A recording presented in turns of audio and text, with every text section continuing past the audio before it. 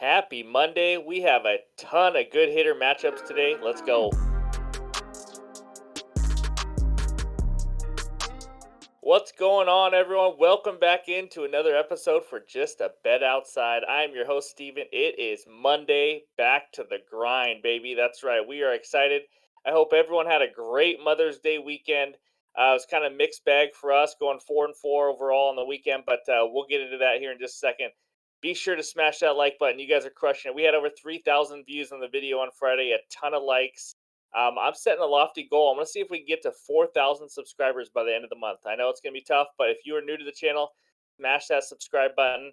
If you're not a part of that Discord channel, you're missing out. We had a fun little parlay for the Sunday night baseball game tonight because I think we were just all bored. I don't know what it was, but we just had to have some action. And we had a good winner today with the Mother's Day parlay. That's Celtics money line and Brewers money line.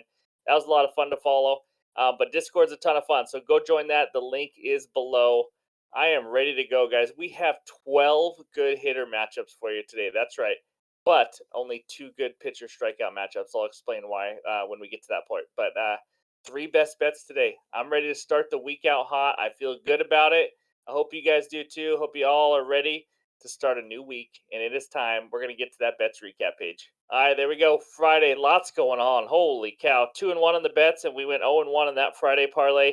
Nationals first five money line, nice winner. Red Sox team total over 2.5. They got that in the fifth inning. That was close, but then they ended up getting 4 runs in the 5 innings. So Rangers minus 1.5. They just lost outright to the A's. I don't know what else to tell you. That's brutal. Saturday, Angels first five money line. Started out with a nice winner, and then the D-backs minus a half run in the first five. Well, Zach Gallen did his job, but the D-backs lineup didn't score at all. They were down 1-0 after 5 innings, and then they just decided to score a ton of runs in the sixth inning. So, yeah, just 1 inning short. And then Machado and Freeman, 1+ hit. Freeman had it easy. Machado didn't get one stinking hit in that game, unfortunately. But then the big Mother's Day parlay we had today at plus 114, put it out on a YouTube short and in Discord. Brewers money line, Celtics money line. Two easy winners today, thanks to the Philadelphia 76ers choking just like James Harden and Doc Rivers always do. But anyways, this is not a basketball video. There's our recap weekend 4-4, all those bets, and we're down a quarter of a unit for the weekend. Season 85 and 80 up 4.23 units. We're gonna have one, maybe two parlays this week. It's not gonna be today, but we're gonna get into that again. It's time, guys. I'm ready to roll. Let's get into those 12 good hitter matchups. All right, here we go. 12 good hitter matchup starts right now. Let's go. Let's start out with the polar bear, Pete Alonso, 13 for 37 with 5 bombs versus Patrick Corbin.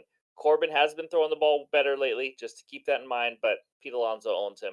Jeff McNeil, same team, same game, 9 for 29, 1 double versus Patrick Corbin. Out of those 9 hits, it's 8 singles and 1 double, and that's it. So, Freddie Freeman, 11 for 33, 4 doubles versus my man Pablo Lopez. And then Christian Yelich, 9 for 31, 2 home runs versus Jack Flaherty, who has struggled this year. Jesse Winker, 7 for 18 with 3 doubles and 2 home runs versus Jack Flaherty. But I will say this. I know as a Mariner fan, Jesse Winker has been struggling lately, and this year he is hitting 224. So keep that in mind. Bryce Harper, 9 for 24 with 4 doubles off of Alex Wood, even though he's a lefty. Josh Harrison, 8 for 24 with 1 bomb versus Alex Wood. And then we go Trey Turner, 6 for 19 and with 2 bombs versus Alex Wood. So there's the three Phillies players. And then Marcus Semien, 7 for 20, 2 doubles versus Uncle Charlie Morton. And then Goldie, Paul Goldschmidt, 7 for 19 with 2 doubles and 3 bombs versus Peralta of the Brewers. And then we got Arenado. He is 7 for 19 with 3 bombs versus Peralta. So the two heavy hitters, they've hit Peralta really well. Salvador Perez, who just had a really good weekend hitting. He is 5 for 16 with 1 bomb versus Michael Waka Waka. That's it, guys. That's 12 of them. Take some screenshots, do some hitter parlays, do those round robins you guys already talk about. Hopefully, you guys get some winners. Now it's time to go to our measly little two pitcher K matchups. All right, here we go. We got two good pitcher strikeout matchups. I would have had more. There was some good matchups, but they're usually with pitchers that barely strike anybody out. So I don't want to give you someone who's facing a high strikeout team, but he only strikes out like 2 guys a game. It just wasn't. That's not a great matchup for me. So here we go. Here's the two I like. Tanner Huck. I don't know how to pronounce it. Huckleberry Finn, whatever it is, playing my Seattle Mariners. Mariners' second highest K percentage versus right-handed pitching at 25.4%. In the last 3 weeks, they actually have the highest K percentage, so it has not been pretty for them versus righties or lefties with strikeouts. Hauk, 33 Ks and 37.2 innings. He's been between 4 and 6 Ks in 5 of his 7 starts. So that's one of them. The next one, Merrill Kelly of the Diamondbacks playing the A's. Gotta love those A's. The A's have the highest K percentage versus righties at 25.6% this year, just barely edging out the Mariners. And then Merrill Kelly, 46 Ks and 45.1 innings. And he just struck out 10 national hitters. I mean, that's impressive because they do not strike out a lot. And then he had 6 versus the Marlins. Those were his last 2 starts, just to kind of give you a heads up. So those are the two best pitcher strikeout matchups that I could find. Again, there are some other teams that are striking out a lot, but the pitcher going against them doesn't have a ton of Ks. Doesn't mean there's no winners to be had or value or anything like that. Not all the pitcher K props were out, but just want to let you guys know those are the two best ones that I found. It is time. 3 best bets. Let's go. All right, here we go. Game number one, the Arizona Diamondbacks at the Oakland Athletics. Arizona money line minus 200, A's money line plus 170, over under of 9 runs. Raise your hand if you already know the direction I'm going in this game. It is definitely not the A's. Let's go to the matchup first before we get into the best bet. Merrill Kelly on the mound for the Diamondbacks, 3.18 ERA, 25.6% K rate. He's been good this year. He's been solid. He's pitched 15.2 innings on the road and only given up 2 runs. So he's been a good pitcher on the road. I know it's a small sample size, but just want to throw that out there. So overall, he's just been a solid pitcher for the Diamondbacks. On the other side of the mound, we've talked about this guy a lot. Drew Rosinski. This is the guy from Korea, I believe, that is joining back to the majors after like 4 or 5 years off. He is absolutely awful, guys. 13 earned runs and 14.1 innings. He's actually given up like 17 or 18 runs, but earned runs wise, only 13 earned runs and 14.1 innings. They were in 3 starts against the Yankees, the Mariners, and the Reds. Not exactly 3 powerhouse offenses this year.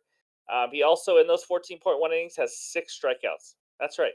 He only has 6 more strikeouts than I do in 14.1 innings. It hasn't been pretty. And then behind him, oh, by the way, it's the worst bullpen in the major leagues. We do this every time. You know where I'm going. It is the Diamondbacks minus 1.5 is my best bet at minus 125. I don't usually love doing minus 125 on the run line like this, but when it's a road team like the Diamondbacks, so I know they're going to get 9 full at bats, and the home team is the Oakland freaking Athletics. I mean, guys, I know we got burned by them with the Rangers a couple days ago, but the A's suck. This is a big time matchup or matchup advantage with the starting pitchers for the Diamondbacks. Offensive wise, the A's versus righties, 20th in WRC plus, 24th in OPS, 29th in batting average. That's right, next to last. They're better versus lefties, as you can tell. D-backs versus righties. This might shock you. They are the number one team in the league in batting average versus righties. They are fourth in OPS. They are sixth in WRC plus. They are one of the best right-handed hitting teams in the league, and now they get one of the worst right-handed pitchers in the league in Drew Rosinski. Do whatever you want with this. You want to take the Diamondbacks in the first 5 run line. I'm going to do minus 1.5. They're going to get 9 full at bats. I expect an easy win by the D backs. That is my best bet in this game. Let's move on to game number 2. All right, here we go. Game number 2, the Minnesota Twinkies at the LA Dodgers. Dodgers money line minus 120 and the Twins money line plus 100, over under of 8.5 runs. We got our boy on the mound that we bet many times. It is Pablo Lopez. That's right. 3.47 ERA, 3.36 expected ERA, a humongous 31.2% K rate. We all know it. We bet his K props many times. That's in the 94th percentile, by the way. So 6 out of his 8 starts have been quality starts, which is six innings or more, 3 runs or less. You guys probably know what a quality start is, but he's been solid. He's had 2 rough starts, and that's it. Other than that, he's been huge for the Twins. On the other side, Noah Syndergaard. They called him Thor, but he is awful. He needs a new nickname because he is horrendous, guys. He is a shell of himself. I don't know what happened to him. I know he had a ton of injuries. His fastball velocity just tanked, and he's just not a good pitcher anymore. 6.12 ERA, only a 14.8% K rate. This guy used to live off Ks, throwing like 100 miles an hour. Now he's only striking out 14.8% of batters. That's in the 13th percentile. 29% hard contact. two or less strikeouts in four of his six starts. That is brutal, guys. This is a huge mismatch for the Dodgers on the mound in the first five innings. So my best bet is the Twins first five money line, not the run line. I'm taking the money line. I got that at plus 104. So if the Twins are tied after five innings, it's a push. You get your money back. But I think the Twins can be ahead. Now, if you look at the offenses, the Dodgers have the advantage. We know that. But it's not a big enough advantage for me to be scared of betting the Twins first five money line. So last 3 weeks, Dodgers fifth in WRC plus compared to the Twins 10th in WRC plus versus righties. So they're both hitting the ball well. Fifth in OPS for the Dodgers and 12th in OPS for the Twins. So again, it's a slight advantage if you just look at those numbers against righties.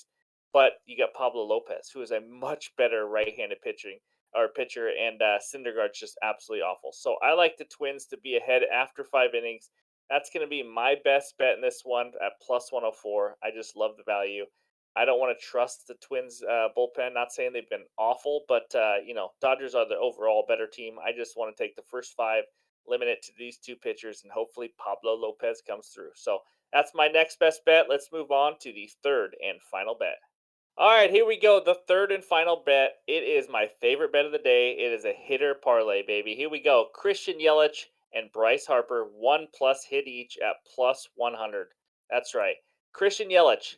Guys, don't look now, but he's been on an absolute tear. He is looking like his MVP self a little bit. He's been struggling the last couple of years, but 14 for 39 in his last 10 games. So he's hitting 359.